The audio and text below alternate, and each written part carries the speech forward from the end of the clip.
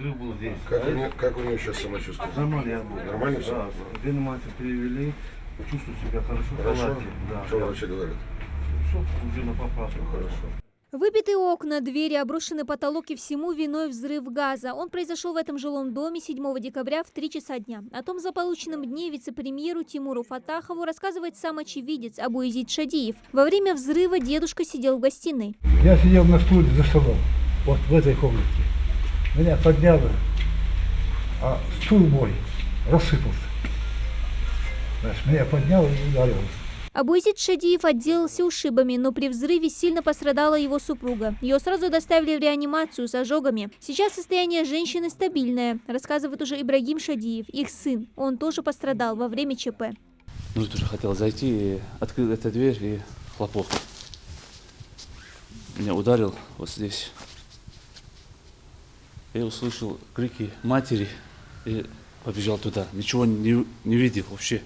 Официально причина ЧП пока не обнародована. Следственным комитетом и прокуратурой проводится проверка, но у газовиков есть своя версия произошедшего. Мы раскопали газопровод по улице Горданова, Новый Редант, обнаружили на сети газопотребления, то есть на газопроводе воде диаметром 40 в подземном исполнении, множественные корзины, эти повреждения сквозные.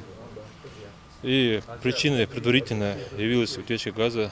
Проложили этот газопровод, по словам специалистов, больше 50 лет назад. Срок эксплуатации давно вышел, ведется замена. Работу выполнят в короткие сроки. На сегодняшний день этот участок газопровода более 200 метров, он включен в ремонтную программу. Работы уже ведутся, мы видим, что по улице уже и траншеи, кое-где уже труба проложена. Остался небольшой участок и ориентировочно до 25 декабря работы будут завершены. Достаточно оперативно после этого в течение 2 дней все жители данной улицы будут переключены на новый газопровод.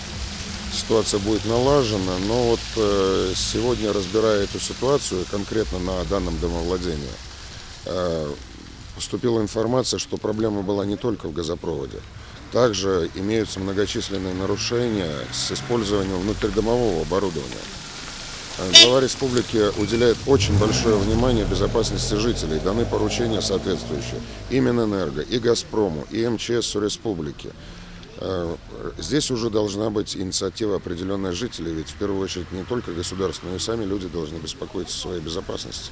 Всего по улице Горданова проложено около 800 метров газопровода. Это 200-метровый отрезок, к которому подключено домовладение, где произошел взрыв, не значится на балансе администрации и газовых служб. И такие бесхозные объекты есть не только в Малгобекском районе, но и по всей республике. Эта проблема и меры по ее решению уже принимаются, подчеркнул Тимур Фатахов. Это было поручение главы, оно уже исполняется. На сегодняшний день ведется инвентаризация всех участков не только по газу, но и по электроэнергии уже закончена эта работа.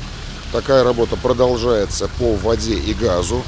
Безусловно, эти все участки будут узаконены, будет определен их балансодержатель, и, соответственно, в зависимости от того, чья это собственность, будет принята та или иная ремонтная программа. Самим пострадавшим, отметил вице-премьер, также будет оказана вся необходимая помощь. Мы в ближайшие дни встретимся с главой района уже в правительстве, рассмотрим те мероприятия, которые можно помочь данной семье. И в первую очередь мы знаем о том, что супруга хозяина дома сейчас находится в больнице, ей будет оказана, безусловно, вся медицинская помощь, дай Всевышний, как говорится, ей здоровья. И с точки зрения, чем помочь в данном доме, мы посмотрим, и в ближайшее время решение будет принято. До конца этого месяца в 30 домовладениях вновь появится газ. Ну а специалисты газовых служб напоминают, при обнаружении утечки или неисправности оборудования тут же сообщать компетентные службы. Можно просто позвонить по номеру 112. Дана Плиева, Сулейман Костоев, Новости 24.